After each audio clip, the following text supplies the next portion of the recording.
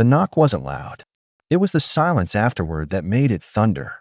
I wiped my hands on my jeans, still smelling of hay and antiseptic, and opened the front gate. There she was, Karen Mathers, HOA president, dressed like she was walking a red carpet through a war zone. Behind her stood two clipboard-carrying men in cheap sunglasses, pretending not to notice the lion enclosure behind me. "You're in violation of Section 8.2b, she said without looking at me.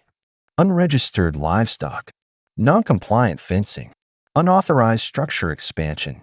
You've got 72 hours to evacuate the property, or we initiate fines and seizure procedures." She spoke like a prosecutor reading a death sentence. I didn't answer, just turned to glance behind me. Shadow, the one-eyed black panther I rescued from a cartel estate last year, stood silently inside his enclosure watching. He didn't growl, didn't move, just stared. Karen flinched when she saw him. I said, "They're not livestock. They're rescues. All licensed, all cleared." She smiled like that made it worse.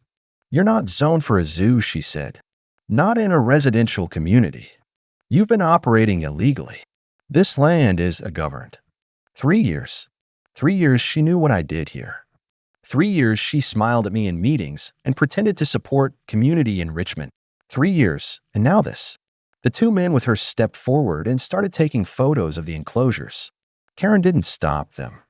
In fact, she gestured to Shadow's gate. "This one looks especially dangerous. We'll need animal control out here." I stepped in front of them, voice calm but solid. "You take one more step toward that gate, and I promise you, you won't like what happens next." One of the clipboard guys raised a brow, said, "That a threat?" "No, a fact." They backed off for now. Karen handed me a packet of printed violations. 63 pages. She had it ready. This wasn't spontaneous. As they turned to leave, Maya came running from the stable, dirt on her face and a bird wrapped in cloth in her arms. "Eli," she said breathlessly, "this hawk was tangled in barbed wire near the fence. Right wing's bad. Might lose it." Karen turned and looked at Maya like she was street trash. "You letting kids handle raptors now?" Maya froze. I stepped between them. "She's my intern, licensed through the state program. She's saved more animals than your entire board ever will." Karen said nothing, just smiled again, wide and slow. "I hope you like lawyers," she said, "because you're going to need a few." That night, I walked the perimeter twice. Every fence post, every latch. Shadow walked beside me like a silent shadow himself. The moon cut through the trees like cold glass. My animals slept, unaware they were under threat. But I wasn't. At 2:03 a.m., I saw it, headlights parked 2 lots down. A man stepped out, walked to the corner of my property, and knelt near the fence. He wasn't from the HOA, and he wasn't alone. 2 more figures got out of the truck. One held something shiny, looked like a camera, or maybe a scanner. They weren't just inspecting. They were mapping. And that's when I realized this wasn't about the animals. It never was. The rain came down like a warning. Not loud, not wild, just steady, cold, and deliberate, like it knew something I didn't. By the time I opened the front gate, 4 white trucks had already pulled up along the road. Logos on the doors, County Animal Control. Officers stepped out, boots hitting the mud with mechanical precision. Behind them, parked under a black umbrella, stood Karen. She didn't bother to greet me. Her face said enough. "We're here for the animals," one officer said. "There's been a report." I kept my voice steady. "What kind of report?" "Aggressive species in a residential zone. Improper enclosures. Threat to public safety." All false. Every single one. But it didn't matter. The paperwork they held was stamped. Signed. Authorized. Karen folded her arms, smiling like a storm that finally got permission to tear through a village. "Eli, you had your chance. This is procedure now." I stepped back slow, reached into the shed and pulled out a thick binder. Dropped it on the table under the awning with a wet slap. Over 200 pages of documentation. Federal rescue license. Species permits. Medical records. State inspections. Every single animal. The lead officer flipped through it. His brows tightened. He looked up at Karen. These are current. All in order. She didn't blink. Keep going, she said. They're a hazard. The board agrees. Another officer stepped toward the enclosures, already holding a tranquilizer rifle. My blood went cold. Stop right there, I said. You're not authorized to handle these animals. He hesitated. The lead officer raised a hand. We need to verify this with wildlife services. Karen's voice cut through the rain like a blade. Don't be intimidated. He's bluffing. He's using these animals as a shield. I didn't move. But from the corner of my eye, I saw Maya step out of the barn, camera in hand, recording. She'd been quiet the whole time, watching, waiting. Her hands didn't shake. Her eyes didn't blink. The officer looked at her, then at the license binder, then at me. We'll hold action for now. Need verification. Karen spun toward him. You can't be serious. We're not seizing anything today, ma'am. She didn't yell. She didn't scream. Just stared, frozen, drenched in rain, like the whole world had just disobeyed her. As the officers backed off, Maya whispered to me, she's not done. I saw her yesterday, talking to someone by the creek trail. They had blueprints. Blueprints? Maya nodded. I didn't think it meant anything. But now, I looked across the fence line. Beyond the trees was a patch of unused land. Marshy, forgotten, but worth millions to the right developer. Karen's real game wasn't about bylaws. It was about property. Later that afternoon, as I walked back toward Shadow's enclosure, I stopped. The gate was open, but not broken, just unlatched. Panic shot through me. I ran, but I didn't hear screams. No chaos, just silence. And then I saw him. Shadow wasn't loose. He was sitting, calm, still, right in front of Karen. She stood frozen, lips pale, eyes wide. Shadow stared at her, unblinking, like he was reading something deep beneath her skin. He didn't growl, didn't move, just what? She turned and walked away, but her footsteps weren't steady. That night, Maya asked me what would have happened if Shadow had attacked. I said he wouldn't have, but I didn't say why. Because Shadow had once been abused by men like the ones behind Karen. He didn't want revenge. He wanted justice. And somehow he knew she was the danger. Not us. The air the next morning didn't feel like morning. It felt like a warning wrapped in sunlight. I was checking the fences near the creek trail when Maya came running. Her breath was sharp, her eyes wide with something between fear and rage. She filed a report. Said Shadow lunged at her. Claimed he tried to attack her. I stopped cold. That wasn't just a lie, it was a trap.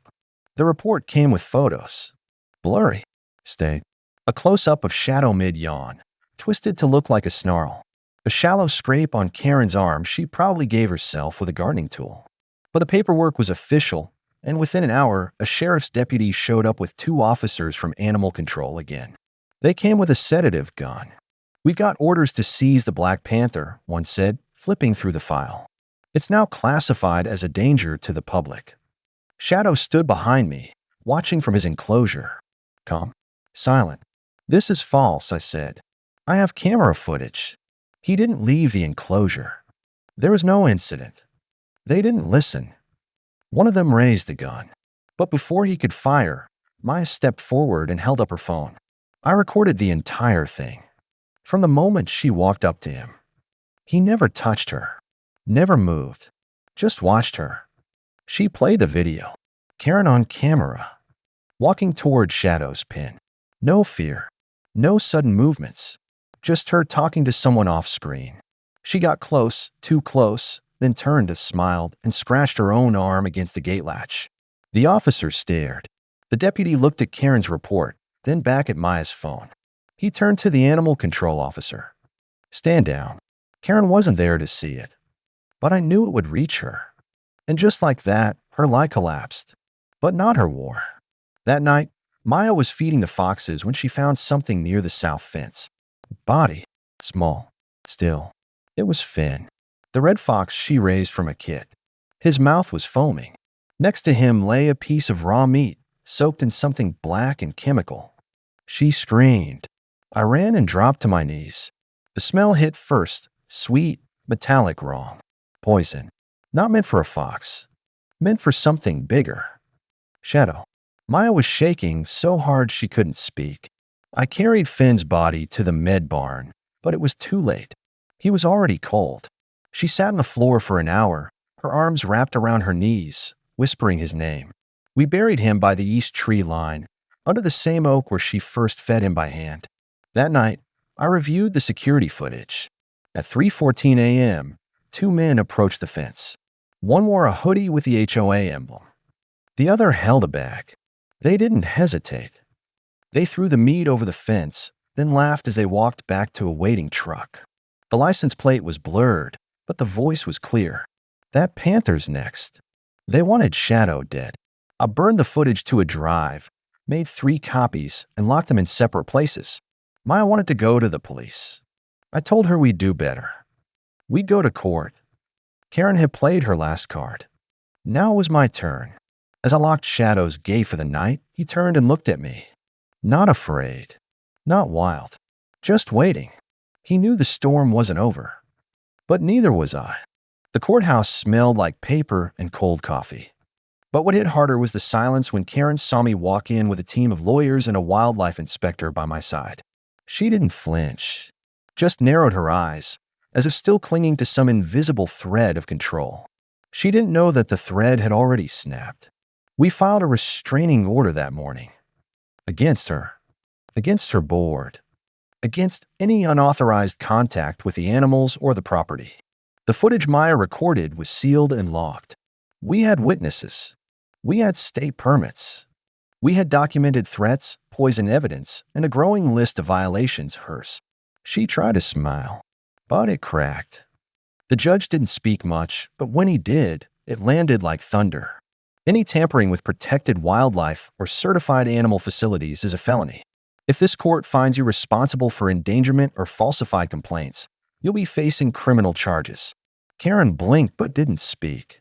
Her lawyer whispered something, but she didn't move. Outside the courtroom, Maya finally exhaled. But it wasn't relief. It was fire. She's going to find another way, isn't she? I nodded. Karen wasn't done. Not until she had what she came for. Power, land, control. And we were the only thing in her way. Back at the rescue, the animals sensed the tension. Even the owl stayed silent. I walked past enclosure after enclosure, checking locks, checking fences, checking shadows. At the southern end of the property, something was wrong. A section of the fence had been pulled up, not cut, not broken, just loosened. Like someone had unbolted it carefully, then slipped away. I followed the trail. Faint boot prints. Fresh. Heading into the woods that bordered the land Karen's development company had been trying to buy for years. That's when I found it. Markers. Pink plastic flags. Surveyor stakes. Pinned to trees like invasion maps. There was even a construction permit, half buried in the mud. Approved. Signed. Fast-tracked. Not for a house. For a luxury road. Right through the eastern wildlife corridor. Right through the habitat. Through us. They weren't trying to remove the animals because they were dangerous. They were clearing the land to make it legal. Maya stood beside me, holding the permit like it was a death notice. They were never going to stop, were they? I shook my head. Not until we made them. That night, we called a town meeting. Not at City Hall. At the rescue. People came.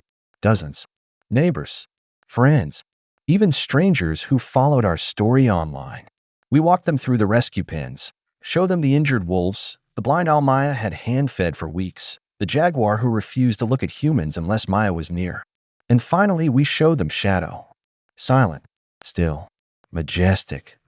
A creature saved from horror who now stood as the symbol of everything we were fighting to protect. I told them what Karen had done, the poison, the reports, the sabotage, and I told them about the road. By the time I finished, no one spoke.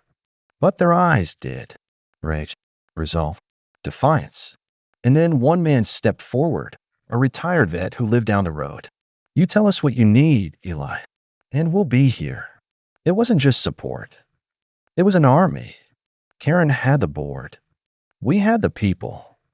But even then, I knew she wouldn't take this lying down. And I was right, because the next morning, Shadow was gone.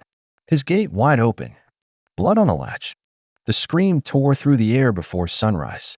Maya's voice, raw and cracked, echoed through the property as I sprinted toward Shadow's pen. The gate hung open, twisted. The hinges snapped like brittle bones. Blood trailed across the grass. Just a few smears, not enough to be his, but enough to mean one thing. He didn't leave. He was taken. The security footage had been wiped. Hard drive unplugged. Camera wires cut. Whoever did it knew where to go and how to stay invisible. Maya dropped to her knees, staring at the prints, boot marks, tire tracks. Her voice trembled. They have him. They really did it. I had to force myself not to break. Shadow wasn't just a rescue. He was proof of healing, of redemption, of everything we'd built. I got in the truck and followed the tire trails. They curved through the woods, around a marsh, then vanished near the edge of the private development land. Karen's land. I didn't have proof. Not yet. But I had suspicion and I had motive, and that was enough to light a fire. I filed a report. Again. This time with the state. With Federal Wildlife Services. We weren't playing defense anymore. Maya started a live stream. Within 2 hours, it had 20,000 viewers. She showed the footage, the blood, the wipe drives. She spoke like someone who'd been quiet too long. If Shadow dies, she said into the camera, we're not just losing a rescue. We're losing everything that makes this community human. The comments flooded in support, tips, donations, names. And then something else. A man messaged anonymously. Said he worked security at a private compound 2 counties over. Said a large cat had been delivered late the night before. Said it was chained. He didn't give a name, but he sent coordinates. I didn't wait. The drive was silent. Maya sat beside me, hands clenched, eyes locked on the road. She didn't cry. She didn't shake. She was a blade now. Focused. Ready. The gate to the compound was steel and arrogant. Guard booth. Camera dome. Karen's name wasn't on it, but the LLC traced back to her development firm. We parked just outside the perimeter. Too risky to go in alone. So we waited. At 3:42 a.m., the back gate opened. The truck rolled out. No guards. No lights. Inside the compound, movement. A figure walked between the buildings. Flashlight sweeping low. And then a sound. Deep, throaty, familiar. Shadow. He was here. We didn't speak. Just moved. Through the trees. Around the fence. Through a breach someone had already cut in the chain link. Inside, the compound was half constructed. Unfinished cement walls, scaffolding, generators humming in the dark. And in the far corner, behind a locked steel gate, Shadow. Chained by the leg. Eyes dull. Chest rising slow. Maya didn't wait. She moved like lightning, tools already in hand. I covered her, ears tuned for footsteps, for sirens, for anything. The chain snapped on the 3rd try. Shadow didn't growl, didn't run. He just looked at her. Like he knew. We let him out slowly, cutting through the trees, sticking to the dark. When we reached the truck, Maya collapsed into him, arms around his neck. He nuzzled into her shoulder, the dullness fading from his eyes. We didn't go home. We went live. From the roadside, with Shadow behind us, we told the world what happened. We didn't accuse. We didn't scream. We just told the truth. And the world responded. Not with likes. With subpoenas. And behind everyone was Karen's name. The news hit faster than we expected. Headlines lit up screens across the state. Developer linked to illegal animal capture. Private rescue zoo exposes HOA corruption. Karen's name wasn't just whispered anymore. It was printed, posted, and pinned at the top of every feed. People who'd once ignored her tactics came forward. Tenants, neighbors, former employees. One by one, they told their stories. Blackmail. Falsified complaints. Intimidation. She'd been building an empire of fear. Now it was burning down. But Karen didn't disappear. She doubled down. That evening, Maya opened the front gate to find an envelope taped to the post. Inside, a cease and desist order. A new one, claiming we defamed the HOA and violated multiple land ordinances. She wanted our license revoked. Our rescue shut down. It wasn't a lawsuit. It was a threat. But threats didn't work on us anymore. Maya stood beside me as we walked through the enclosures, cameras filming our every step. The foxes peeked from their dens. The wolves paced. Shadow followed closely behind, moving with a strength he hadn't shown in days. They were watching us. The whole world was watching us. And Karen, she was unraveling. The next morning, we received a call from the state inspector. "We need you to be here when we serve the order." "What order?" He paused. "We're shutting down the compound. Permanently." They let us come. We arrived just after noon. Shadow stayed behind, guarded by volunteers. Maya and I stood outside the same steel gate we breached nights before. Only this time we weren't sneaking in. We were witnessing history. Officers moved in. Legal teams followed. Drones flew overhead, documenting every inch. Inside the compound, cages were found. Empty, scratched, bloodstained, not just from Shadow. There had been others. Illegally held, sold, disappeared. Karen's operation wasn't about a road. It was a front. She was moving rare animals through development permits, hiding them in construction zones, selling them through fake rescue auctions. It wasn't just cruelty. It was a network. A business built on pain. When they brought her out in cuffs, she didn't cry. She smiled. "You think this ends with me?" But the truth was already free. And truth, once seen, doesn't go back in the dark. By the time the sun fell, Karen was booked. Her name became evidence. Her empire a crime scene. Maya didn't speak as we drove home, but her hand never left mine. We passed the trees, the fences, the fields, the land she tried to take. And when we pulled up to the rescue, the gate was open on purpose. The community stood waiting. Dozens of them. Volunteers. Friends. People we'd never met. They'd come to help. Fix fences. Paint signs. Build new enclosures.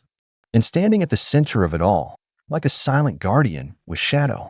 He met my eyes. And for the first time in weeks, I felt it. Peace. Not victory, but peace. The kind that comes when you've earned something with everything you have. But the story wasn't over. Because that night, Maya found a letter tucked in the donations box. No name, no return address. Just one line written in careful script. "There are more like her. Be ready." The morning air was heavy with fog, the kind that wrapped around the trees and made even familiar paths feel uncertain. I stood by the main gate, Maya beside me, both of us staring at the single piece of paper in her hand. "There are more like her." The words echoed louder than any shout. Not just a warning. Truth. Karen may have been the face of the fight, but she wasn't the root. She was just one branch of a system that thought land meant power and animals were disposable. Maya folded the letter and slid it into her jacket. We didn't speak. We didn't need to. We got to work.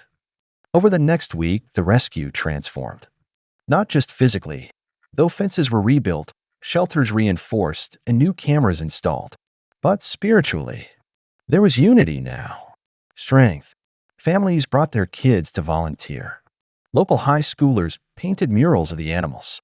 A group of veterans even donated materials to build a new medical station. But in the middle of all the celebration, I never stopped watching the woods. I had learned the hard way. Quiet doesn't always mean peace. Sometimes it's just a breath before the next storm. 3 nights later, it came. Shadow refused to eat, not from sickness, from alertness. His ears twitched at every sound, eyes fixed on the trees. Then we saw them. 2 men, dark clothing, watching from beyond the tree lean. Not moving, not talking, just standing. When I stepped toward them, they vanished. But we found tire marks the next morning. Same kind as before. Maya called the state again. They sent agents, quietly this time. We gave them everything, videos, tracks, the note. They listened, then told us what we didn't want to hear. There's an ongoing investigation, but it's bigger than her.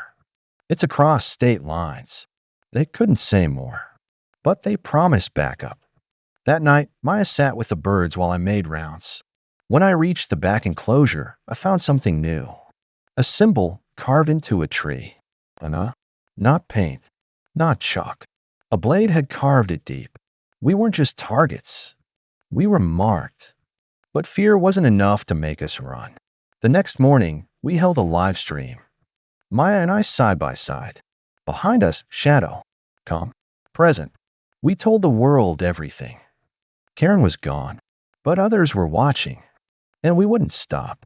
We launched an initiative, Rescue Watch, a network of independent shelters, volunteers, whistleblowers. If someone tried to move animals illegally, we'd know. If someone tried to silence a rescue, we'd speak louder. Within hours, the response exploded. Hundreds signed up, then thousands. Stories came flooding in, tales like ours, some worse. And for every message, we answered with one of our own. You are not alone. We rebuilt, not just with wood and wire, but with people. Shadow grew stronger. So did Maya. So did I. And one morning, as the sun broke through the trees, lighting the pen with gold, Maya looked at me and smiled, not from relief, but from purpose. We didn't just save them. They saved us. The animals. The fight. The fire. And in a world that kept trying to look away, we made sure no one could. Because now, when they come for the voiceless, they'll have to go through all of us. Like, share, subscribe, and never stay silent.